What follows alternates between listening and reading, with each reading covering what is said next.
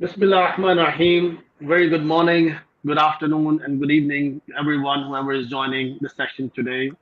Today, once again, we have brought a very hot topic and relevant to the current situation around the globe. And my name is Ahmad Javaid, and I'm the and CEO of Cytellite. And I'm really excited to moderate the session today. And as usual, we are bringing a very relevant topics to discuss. And we usually as a normal practice, we deep dive into or unfold the challenges around the technological landscape. So the topic today is not just important, it is essential to be discussed, and that is Pakistan's AI policy 2025, and we're going to be discussing that where our country is heading in the fast moving AI driven world. So the AI is already reshaping the industries across the globe. And the question isn't if it will impact us, it's how prepared we are to shape it in our own context. So we have got a very powerful panel with us today and of experts in policy making, governance, technology, strategy, and all together we will unpack the real opportunities, the way forward in the context of this policy. So without any further ado, I would like to request our panelists to kindly introduce yourself, starting from Mr. Ghulam Shabbir sir. Ji, Assalamu alaikum everyone. This is Ghulam Shabbir. I am actually in the profession of policy design, policy analysis, and digital governance, and it has been altogether 23 years in the practice. Very warm welcome, sir. Thank you. Nouman Islam sir. My name is Nouman Islam. I've been working in the capital market for the last 15 years. Now I have moved my vision to the agricultural sector, and I'm the head of IT for the e-Agri Pakistan. Pleasure to have you, sir, and looking forward to engage with with yourself and the good audience. Azhar-Rehman sir. Assalamu alaikum. My name is Azhar Zia-ur-Rehman. I'm an international governance consultant with 46 years of standing in the industry. Very certainly looking forward to learn from you in today's session, sir. And our last panelist, which are the first time joining us in Technovation with Ahmad Javaid, Mr. Tanweer Ansari Saab, if you can introduce yourself. Okay, Tanweer Ansari. I am a fintech professional, but I have been working in health tech as well for last 10 years. And these days, I've been focusing on AI-enabled solutions for fintech and health tech. Thank you. Very warm welcome in the current session today. So, as we're gonna deep dive into a very intense and interesting discussion today to unfold the challenges, opportunities, and the way forward of AI policy. So, without any further ado, I'll start the discussion by throwing my first question, which is the policy envisions Pakistan as a comparative AI play. What are the most critical steps needed to turn this vision into reality, and what potential roadblocks must be addressed? So this question is open. If you, Azhar Saab, if you like to take up. Yes, yeah, please. See, this is just a policy. It doesn't include the strategy aspects of it, and that is very important. One drawback that this strategy has, this policy has, is that it is coming from the Ministry of IT, whereas AI has got nothing to do with IT. The effect of AI is not because it's a technology. It is because it's a new paradigm. It has to be considered in a much wider sense than just technology. So it should have come from probably the cabinet division with input from all ministries.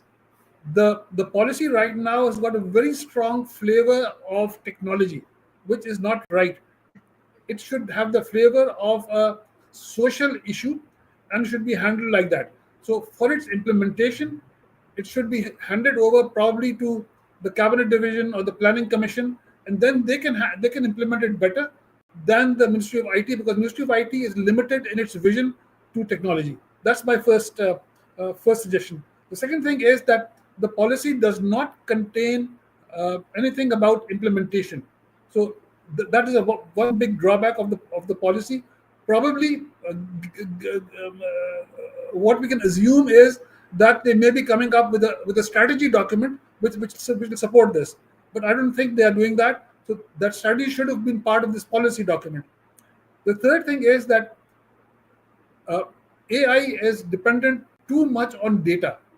They don't have anything on data. Number one. Number two, there is nothing happening in the government on creating a data architecture. So we'll have problems in implementing the AI framework or the AI policy because nothing is happening on data. So that's a prerequisite. So these are the three problems that I see in the implementation of this policy. Thank you. Yeah, I mean, certainly these are very relevant, and the the challenges or the gaps within the policy which we have highlighted. So let's take the opinions from others. I mean, how they see this policy still have some gaps which they would be able to identify. So let's start from Tanweer Sab, if you would like to add. Yeah, sure. See, this policy does not specify clear roadmap with actionable milestones. So this needs to be incorporated, and then we also need massive investments in the infrastructure. I mean, just having a policy without the infrastructure to work on that is not going to help us, and that investment is going to happen both from public and private sector. So public and private sector needs to work together, and there has to be something in this policy that regulates this collaboration. Also, we need strong leadership. As Azhar Saab said, we need higher ups to be involved and be the sponsors of this execution of this, whatever the policy is. Very rightfully said. Yeah. So Nouman Sab. Yes, infrastructure, like Tanweer have added the infrastructure development. I would like to add few more critical steps that should be taken. I agree, policy is not very clear about how to implement the policy, but when it comes to working with the government, it's always something like this. They just issue the main statement, and we have to figure out how to work around with it. So the next step we should take is the investment in the education and skill development for the nation. Then we have to introduce some innovation and research and development departments. Regulatory and policy framework will also play a critical role in that, with the collaboration of global AI leaders. I think we should look into the other countries where they have implemented these AI policies effectively. And the last would be the whatever we should discuss here. It should be something good for the social, for the society. AI should address challenges like climate change, poverty alleviation, education, and healthcare, and especially the agriculture. Yeah, which have a long-lasting impact on the different, the industries and sectoral initiatives as well. So at the end, Ghulam Sab, your viewpoints, please. I think you're still on mute. Yeah, thank you very much, Ahmad, for yet another exciting episode for Technovation with Ahmad Javaid. It is indeed a very welcoming step forward that at least the nation now has the AI policy 2025. So it is a commendable step forward. However, there's always an improvement which can be brought into any policy or any course of action that a nation actually tries to adopt for anything that the nation is up to. So based on whatever has been already maintained by my worthy colleagues, certainly there are areas which need improvement, and data has already been mentioned, infrastructure has already been mentioned, and socio-economic development has already been mentioned. However, skill development through research and development, overall the spend that is actually planned in the policy, the way the governance structure is proposed in order to internalize the policy in the form of establishing the center of excellences at different levels, starting away from the major or the mega cities to the support centers as well. So this governance structure for implementing the policy also needs a little bit of a review. And one more thing is related to the funding. You see, the funding mode and the mechanism, which is actually elaborated as a policy measure, I fear that is not sufficient or is not compliant with our, past realities.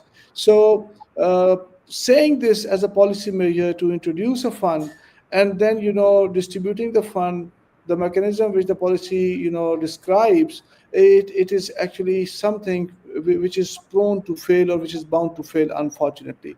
The last point here is related to research and development. Policy talks about research and development funding as well. Various modes and methods have also been, included. But how will this entire research and development effort be coordinated, and how will it then be converged based on the national AI integration requirements across various sectors? That is the key area which policy has not been able to address. So I will stop here and let's move forward with our conversation. I mean, there are other areas of improvements as well, but let's now bring the positive side in, and let's see that how we can, take the policy forward while, joining hands as various stakeholders. Yeah. Thank you, Ghulam sir. I mean, it's indeed the policy as a first draft or any policy in the globe. I mean, in my opinion, will have definitely some gaps or flaws which needs to be worked upon and bridge up. So Azhar Shah very rightfully like highlighted those areas where which are pivotal for any AI initiative in the globe to drive, such as the data architecture is not defined, the normal AI specific infrastructure details are not defined. But being that said, aren't what would be your view on that perspective? That policy is a high level document, and in the context of the policy, which direction it's giving, we will be developing the executional roadmap. So that is a like after story. This is in my opinion. So let me have your opinions on that. When the floor is open, anyone would like to share on that. That most of our gaps which have been identified in our discussion is relevant to execution side of it rather than policy itself. So Azhar Saab, over to you, sir. Yes, if that is what they are assuming, then they should have mentioned in the policy that this is a high-level policy document, and this will be followed by a document on strategy, by a document on implementation, by a document on governance, by a document on risk management, by a document on ethics, and so on. So they should have mentioned those documents or those efforts that will come as a result of this policy, but they've not done that. So that raises a big question. Thank you. Indeed. But like given that, I mean, apart from that, the three huge gaps which we have identified, what would be your take on this? Like, any AI initiative around the globe will have a privacy and ethics related challenges. Does this policy address these ethics, AI ethics and privacy related challenges? It doesn't even mention ethics. There's no mention of ethics at all. There's no mention of risks also. So these are very, very big gaps. Ethics and risk, they're not even mentioned. Right. So on that context, like it does in some areas like emphasize on the ethical AI and the data protection though, but Pakistan, how we can basically balance this innovation with the safeguarding the misuse of bias and privacy related risks. I mean, what would be your advice on that?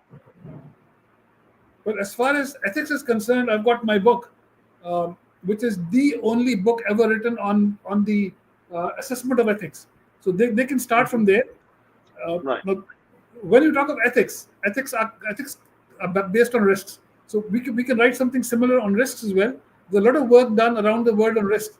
So these two areas have to be taken up, because if we don't consider risks, we'll be spending a lot of money on areas where they're high risk. So we should spend on areas where they're low risk. And secondly, if we're not aware of the ethics, then we'll be making the use of AI in our society will be full of bad ethics. So that will be damage. So these two areas have to be considered together with the implementation plan.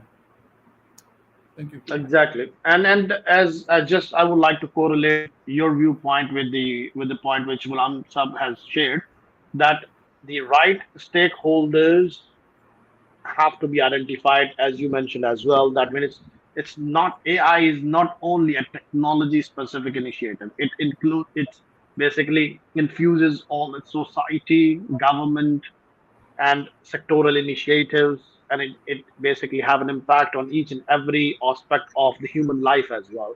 Like Right. speak on like healthcare and all that. So let me just put the discussion collect other opinions as well. Tanweer Saab, your take on these? Well, Azhar Saab has already explained it. What we need is to have ethical AI frameworks early on before we move forward on the execution of the policy. Additionally, we need to review our data protection laws. We do have data protection laws, but they need to be adjusted. We need to have sandbox environments available for the companies and the individuals that want to work on AI.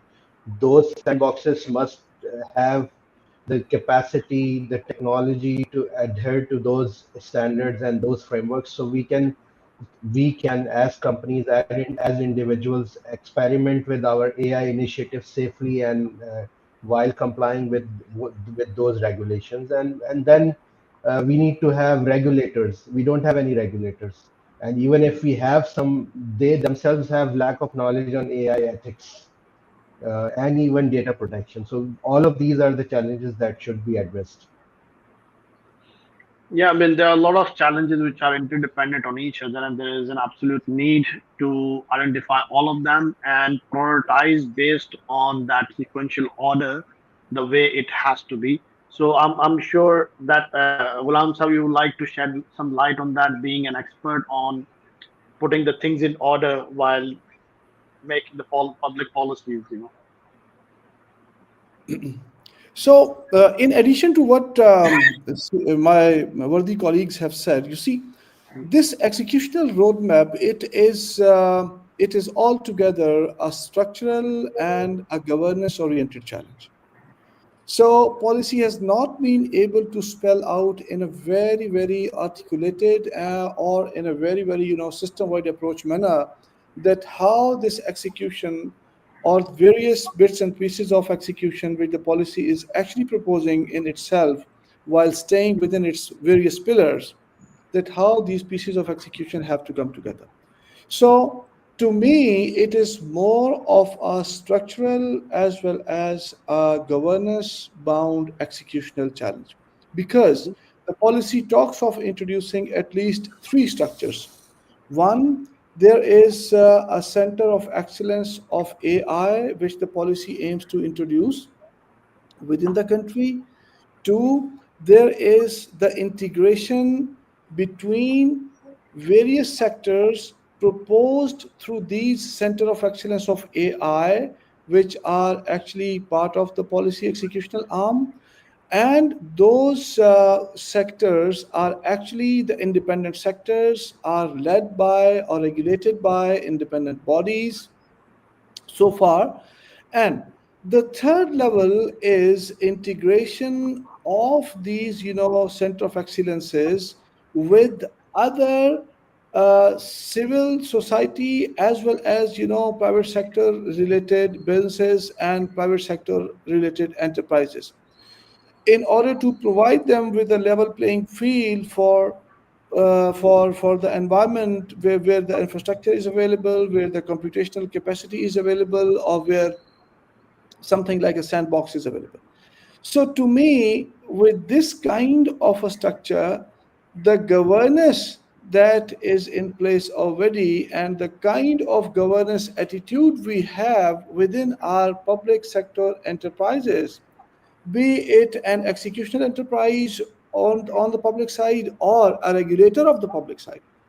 So, based on their attitude, based on their work culture, based on their overall work ethics, and their capability into their processes, into their systems, and the technologies which they are using already, it is basically very difficult to put in place a sound kind of execution which is required to materialize the benefits of this policy for our nation actually.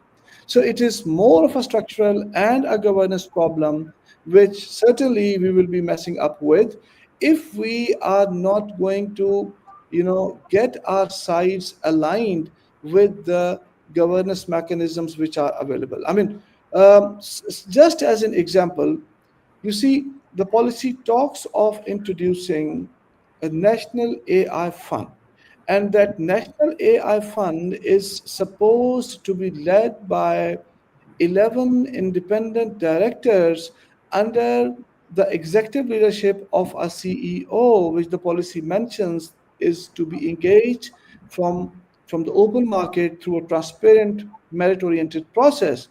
Now, this National AI Fund is going to seek its seed money from already established National ICT R&D Fund or the Ignite Fund, actually. So if these are our, funding aspirations to constitute the funding, to govern the funding, and then to actually disseminate the funding through various other policy options that are already included, then I think that this is a recipe for another failure that we are bound to see as a nation, as we have been seeing with the use of Ignite R&D funds before. Absolutely. I mean, these are you have identified several stakeholders here, starting from top to down, and particularly like the sectoral representations from a private sector, from a government sector, and on top of it, I think you would love to highlight that academia have to play an important role in spreading the right awareness. But given that based on the available funding, as I said, which is basically the bloodline for any national initiative. So Nouman Sab, your views on that? Yeah, Yeah. please So, go ahead. can you please, Nouman Noman Sab, I'll Sab, come back on to you then. Yeah. Sure. pardon me, Noman Sab and Ahmad Javaid. I just want to mention only a single, sentence about role of academia defined here. You see, again, it is one of the executional gaps that we are bound to, meet with. Academia is being highlighted to take a back seat actually in this entire policy endeavor, and it is not being, given a frontal edge to lead from the front in terms of conducting the research and in terms of provisioning of the right infrastructure to conduct the research. So in a way, academia has deemed dependent on this, dependent on other apparatuses in order to play their role within execution of the policy. Right. Nouman Sab, your views as well, please. Yeah, I think the balancing the innovation with ethical safeguards in AI and data protection is crucial for Pakistan to ensure that the technological advancement which benefits the society should do it without compromising individual rights and the fairness. Another important point, a critical point in this, we are talking about the education, is that we first have to educate the developers and the policymakers. Okay, what is the AI and what should AI should be used in which sectors, in which areas can be benefits from it. My thing is public awareness campaigns should be made, and educating developers and policy makers is the key to implement to better implement these policies. Second is the promoting the accountability in the AI development. Like cyber laws, we introduced it very late, but the accountability to the use of AI in different sectors should be made clear. Yeah, to very avoid further important misuse. aspect. Yes. Yeah, exactly. Very important aspect you have highlighted about, like, the promoting the accountabilities.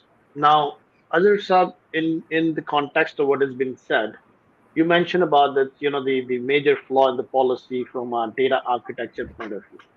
Now, without defining the proper layout of data architecture around across the board, from governance side, and which regulator or which body should take a lead on defining this thing, I think, do you think that when practically would be possible to even come up with that accountability structure here?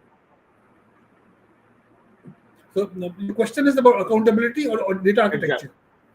So Sorry. it's interrelated in my viewpoint, since without defining a data architecture, we cannot define or establish the accountabilities. So, Right. who should take a lead on this thing? From a Right. national Right. perspective.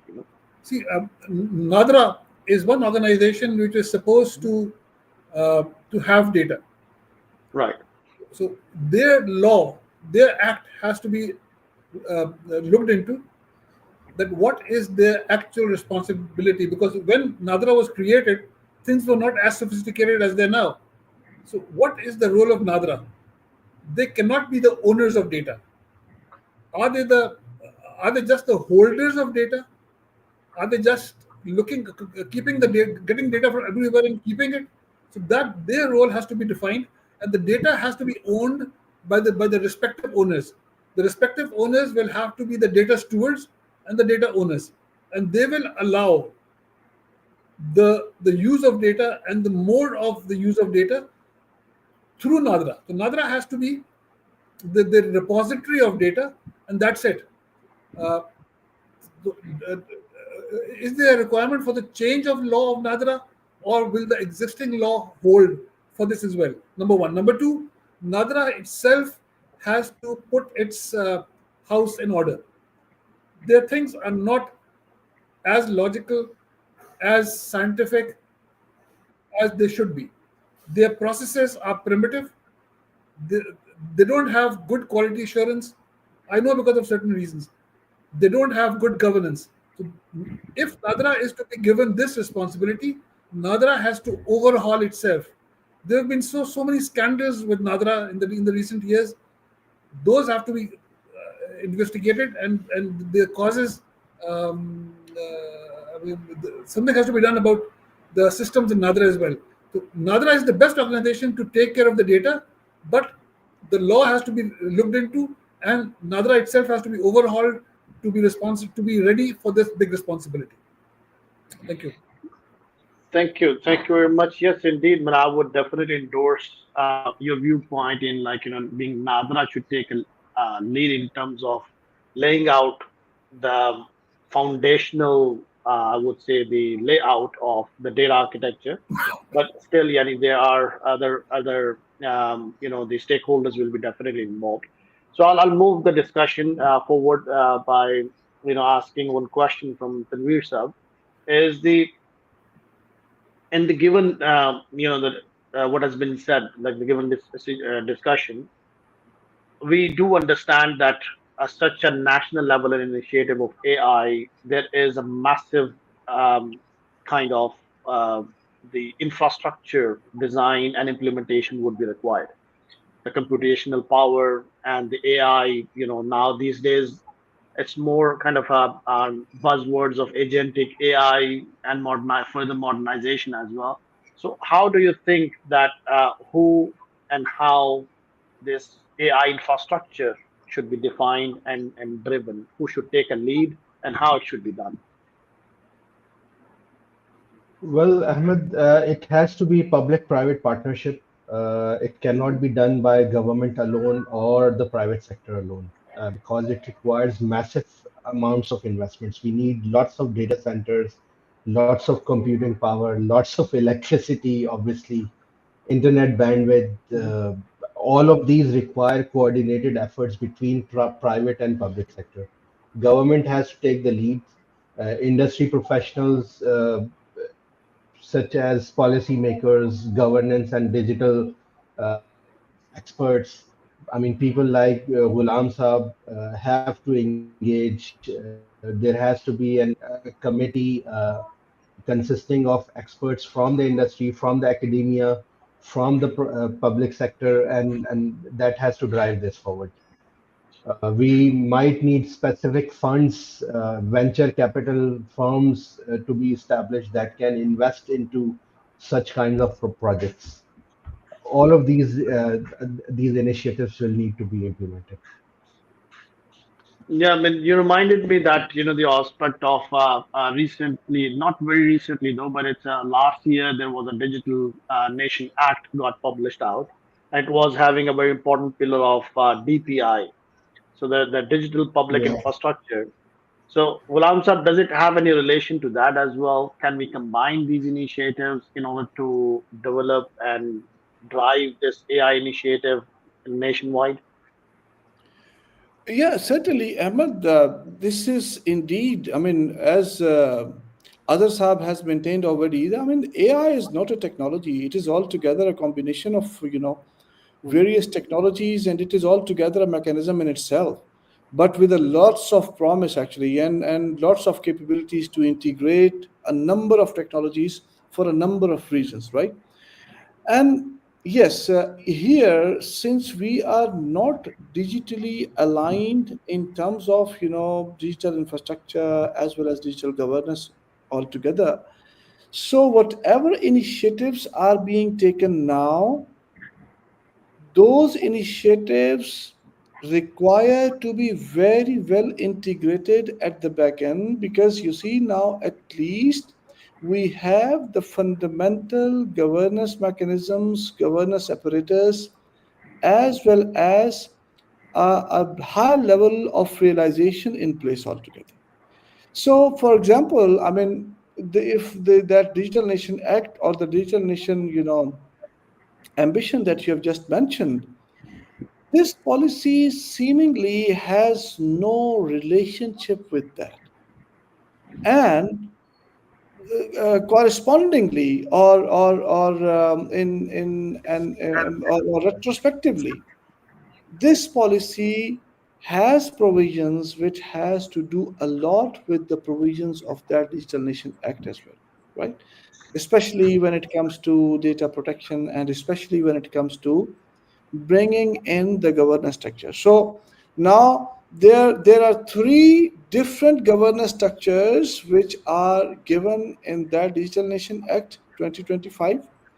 And yet again, there are at least three governance structures of various tiers which are now included in this policy, National Artificial Intelligence Policy.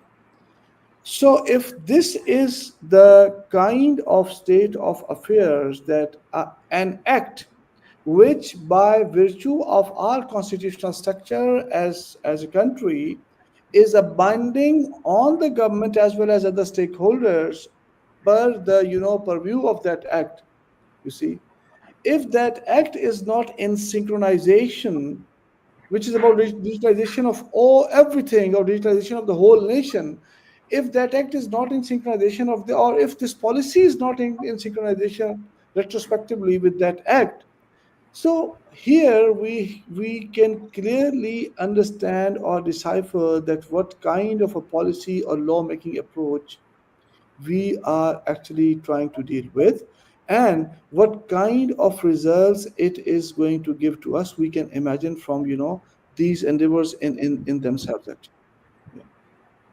Yeah. Certainly, like, both Act, Digital Nation Act, and AI policies coming out from the same institution, and if there is no alignment as such, given that there's a strong interdependencies are there, and there's a strong, I think, intertwining, initiatives underlying to Yes. drive that as well.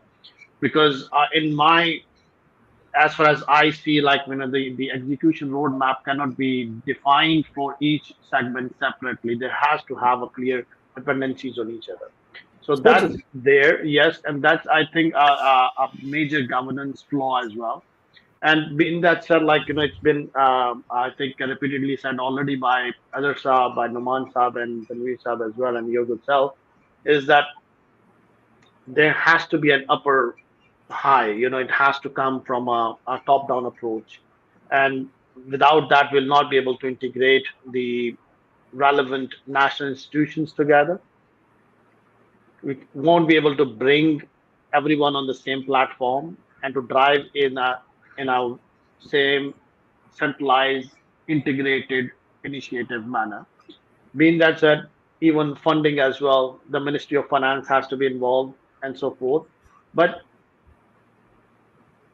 despite of all those challenges, when it comes to let's discuss about like a level down now, because let's assume that we have defined overcome these leadership and governance related challenges, and now we are in the phase of execution or implementation of these policies, where sectoral leaderships has to take a very important role when it comes to healthcare or academia, education sector, agriculture on a state. So what's your take on this? What would be the right approach of a sectoral leadership to take on this front? So let's start from Nouman Saab and then we'll take it forward from there. I'll come to your question later, but first I would like to add what Ghulam Saab said. Sure. Another thing is we need to promote mobile and offline learning platform. Uh, there is a limit to the broadband internet access in the rural areas, so there should be some platform that offers the downloadable offline content. Secondly, the important thing is that we have different local regional languages, so the AI should be the programs should be offered. Uh, should be designed in such a manner that the local language can be used in that. The courses and material of the AI education should be in their local regional languages. The third point is inclusive learning pathways, which includes we should start the teaching of AI from the school level, not directly to the in the universities and the professionals, but from the school level, so that we can have a generation of AI enabled kids. Now coming back to your point, the implementation in the sectorial view. So I believe the healthcare and the agriculture sector is the most beneficial in the AI from the AI implementation. When it comes to agriculture, I would like to add that we can have precision farming, in which the irrigation, fertilization, and pest controls can use sensors and data analytics, and we can drop the usage of the pesticides by accumulating how much is required with the help of an agentic AI. Then there is a weather predictions and the risk management as well. The third is the irrigation system. Water is the new goal there in the world. To avoid wastage of the water, we can use the AI driven irrigation systems as well. Supply chain is another area where AI can improve, a part of the crop prediction models as well. Right, right. So there would be definitely, I mean, since it's going to be impacting each and every sector, I think Yes. there will be other aspects will be coming as well.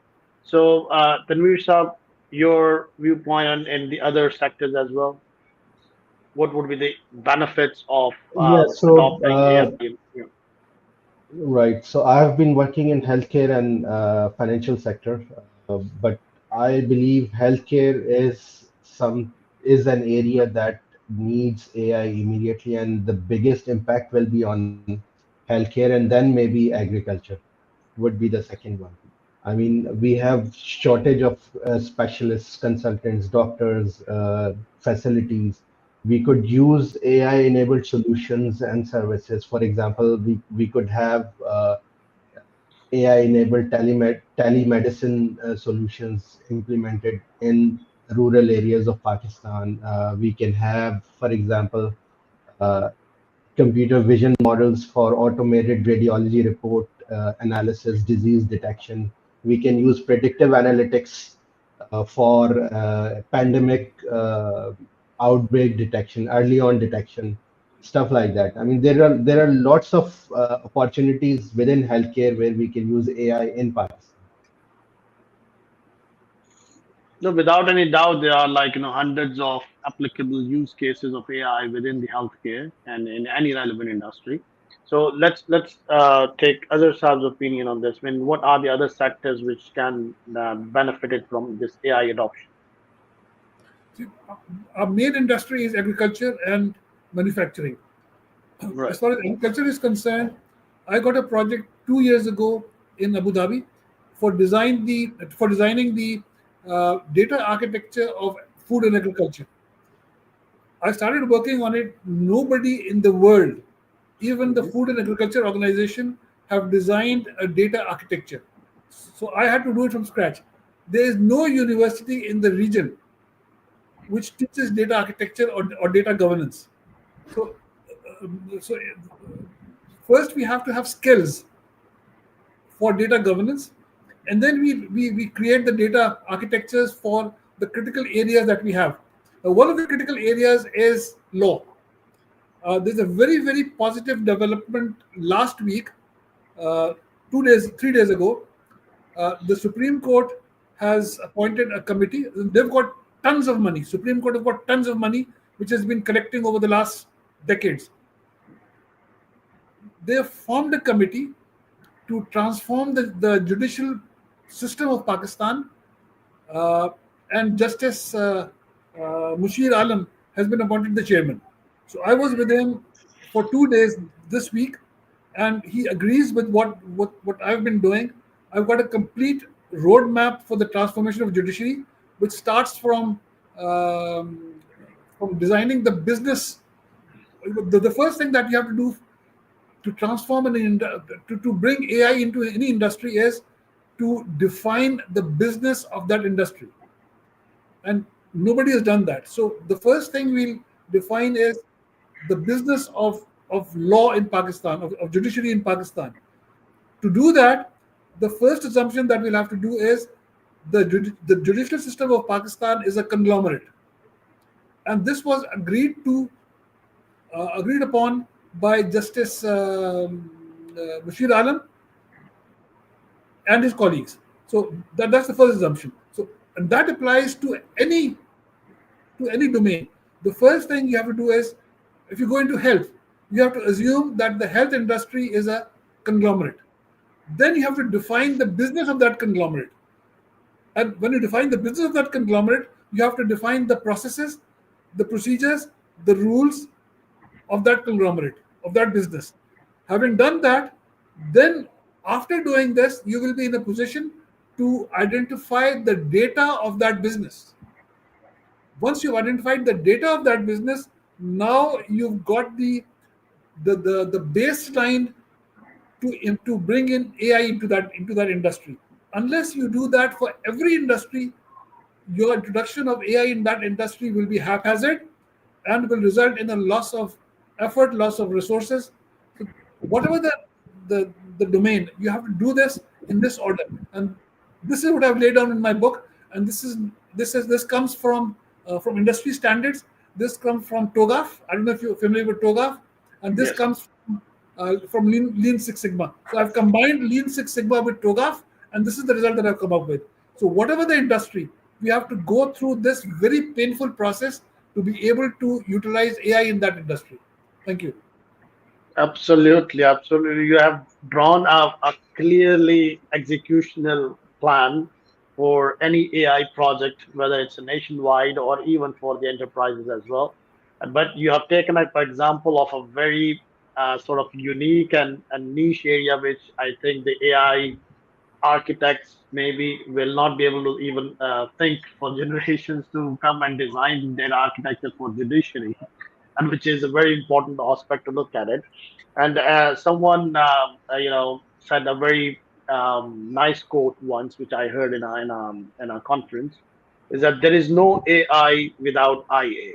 So people ask, like, what is IA? We do understand what is AI. So that's information architecture. We do not define the architecture of the information. We do not define within the business context and understanding, or do the data cataloging. We will not be able to define any of the AI specific system, because it's gonna remain the same, like garbage in, garbage out, without clearly defined rules and the models and the inference and everything. So So I just now towards we are since heading towards the last 15 minutes. I wanted to connect what Nouman have repeatedly highlighted about the need of skill development or AI workforce development need to drive this initiative, which will become the, of course, functional, sectoral, and institutional leaders to drive these initiatives on each and every layer.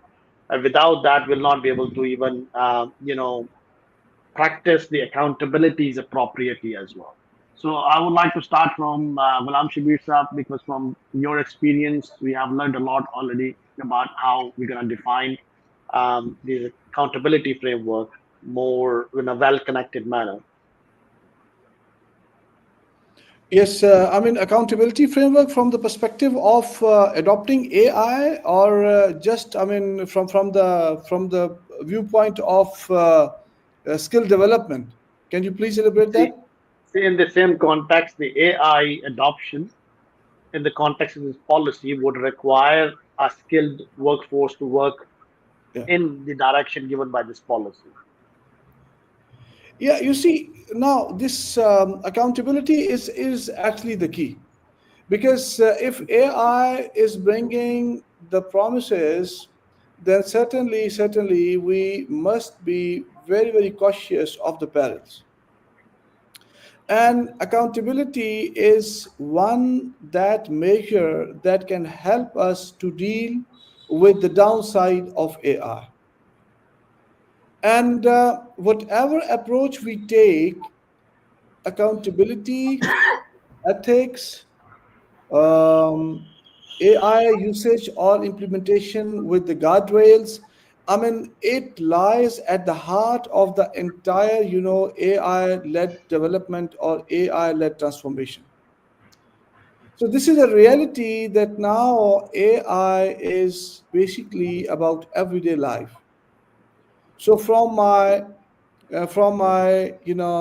early morning interaction with my handheld screen to whatever I undertake, even after my sleep, my gadgets are there, they are working, somebody is actually interacting with them in the virtual world, and this is all happening all across.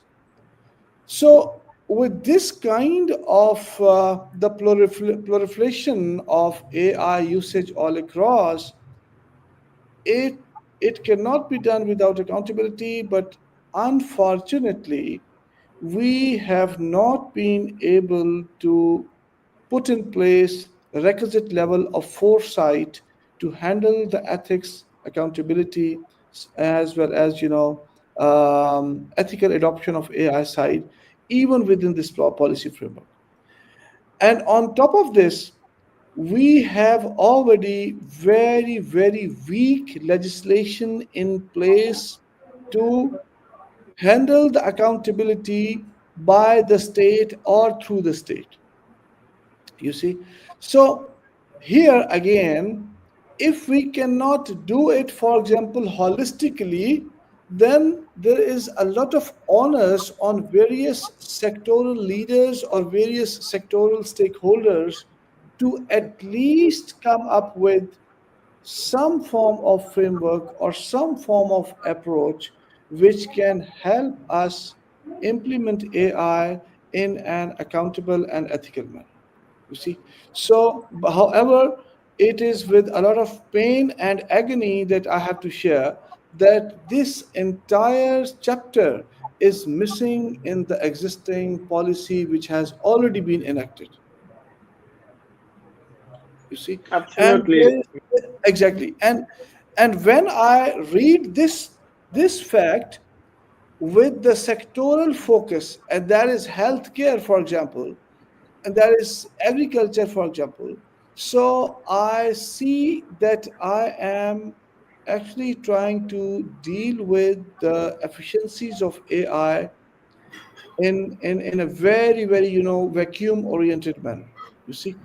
And last but not the least, I will stop here, that there is no mention of accountability in terms of ensuring privacy at the individual level, privacy at the sectoral level, privacy at the entity level, as well as there is no mention of sovereignty of our nation as well. Exactly. So it may come under the ambit of our national security policy, which was adopted in the last government's regime. But here we must be very, very cautious of building in the sovereignty element from various tiers of population, as well as from various segments of population and industries and organizations. One. Yeah. Two, the kind of infrastructure that we are proposing, it is again without any guardrails of accountability. You see, we are talking of is infrastructure provisioning, we are talking of cross-sectoral combinations of the infrastructure, we are talking of provisioning of the sandboxing, as well as other zero capital based arrangements which have been spelled out in this policy, but without any accountability, without any kind of new legislation that we will be requiring.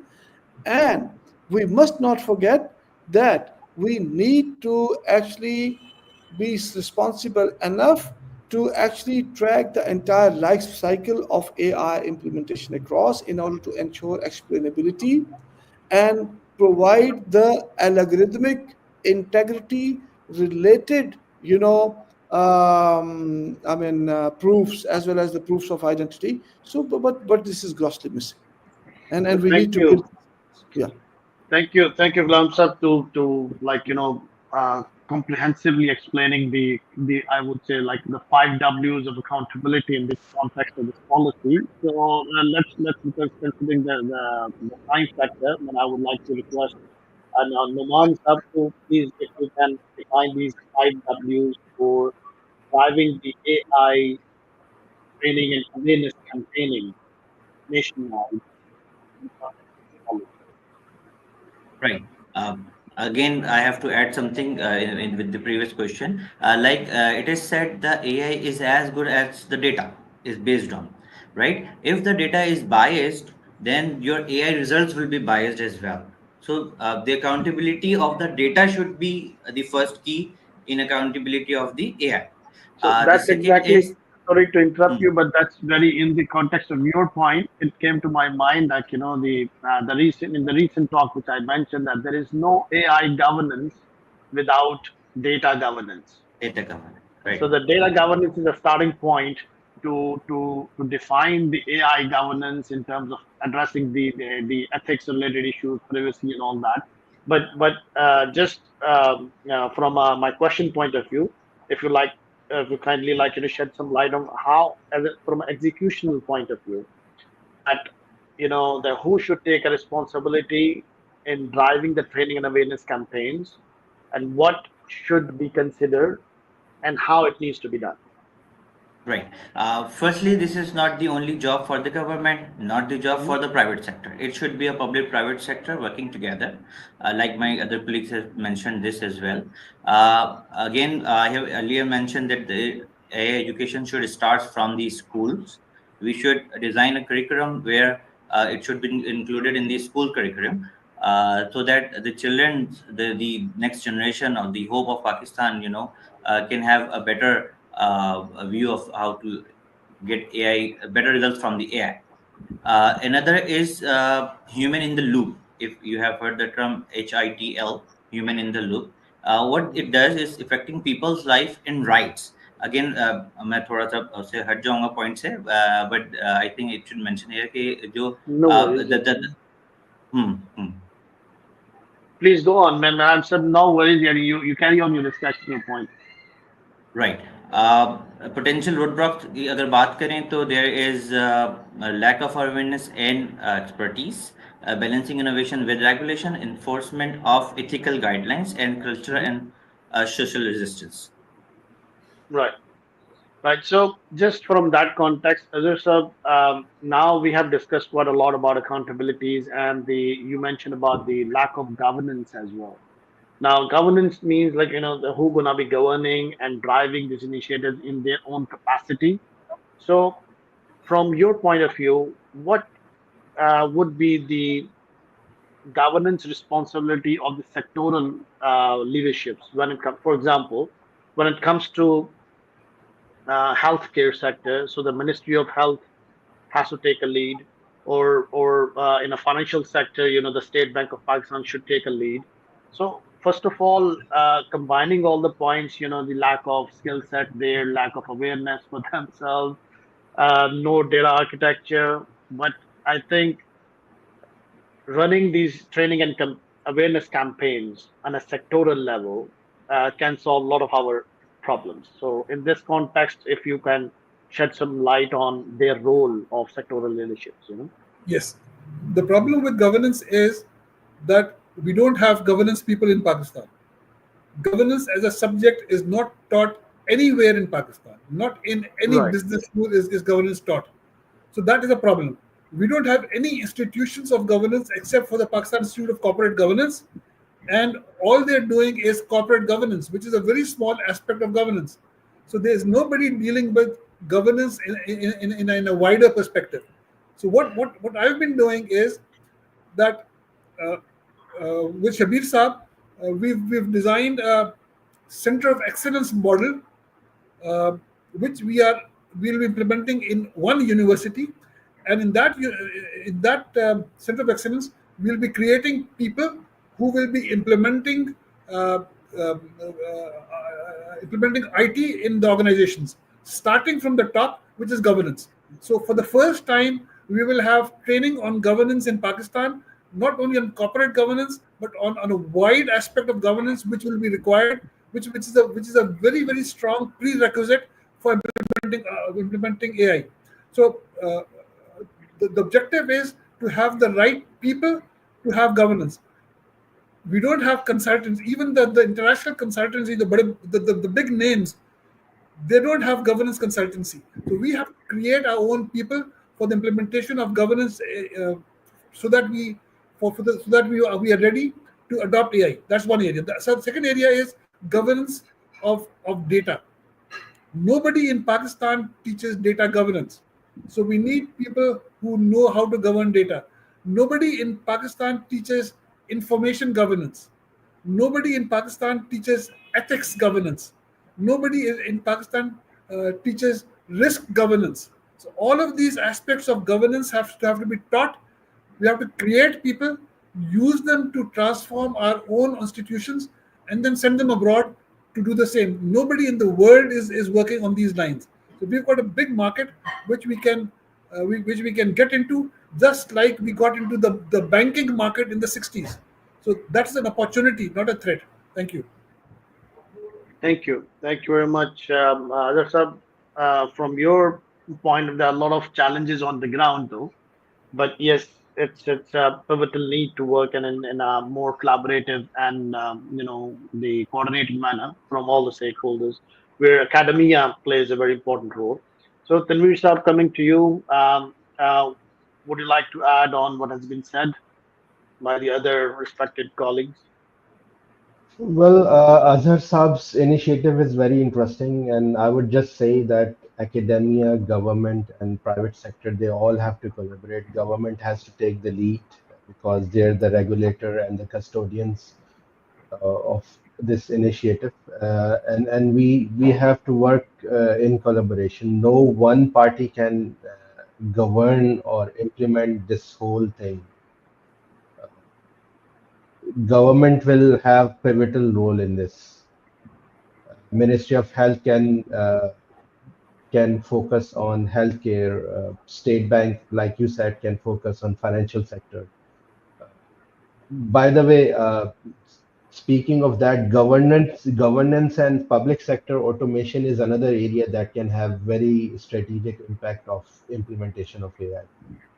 It's, it's while we were discussing this, it crossed my mind, so I just wanted to spend that, mention this point as well, apart from healthcare and agriculture.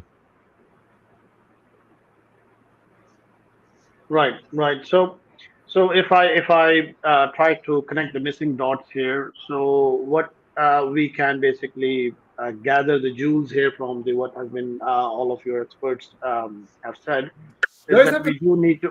Yeah, take one minute. yeah, sure, please. Well, this book is mine is the only book which deals with technology governance, Right. and this is being taught now in 3 universities around the world. The concept was invented by me, and this book contains all the governance aspects, including ethics governance, information governance, data governance. So probably this book can be used for teaching governance in Pakistan as well. Thank you. Awesome, and thank you so much for highlighting that. And definitely, man, I would like to encourage the audience to at least read through the book, download, and I think in the description or somewhere in the comments, man, I'll share the link of that book as well, so that the audience can buy it through. So coming back to the main point, if I try to connect the missing dots here, what has been said to drive the or to design the whole workflow, if I in my opinion, that means at the higher up someone has to take an ultimate ownership, which has to be of course the government leadership, to connect all that related stakeholders. That includes the MCIT, I'm sorry, I'm sorry, the Ministry of IT, and the NADRA and other federal institutions as well.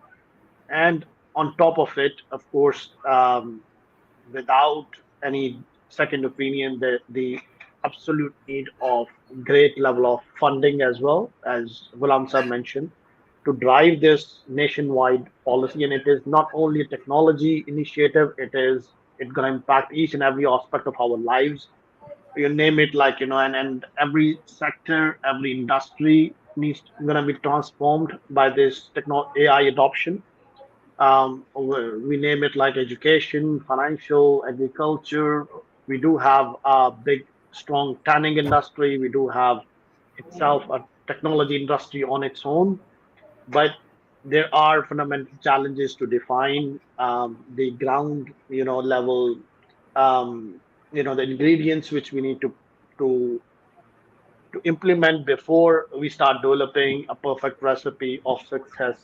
So I'm left with only 3 more minutes, and if I just would like to request to just share your final takeaways for the audience, and of course your advice for the government leaders who are responsible to drive this initiative, starting from Ghulam sir.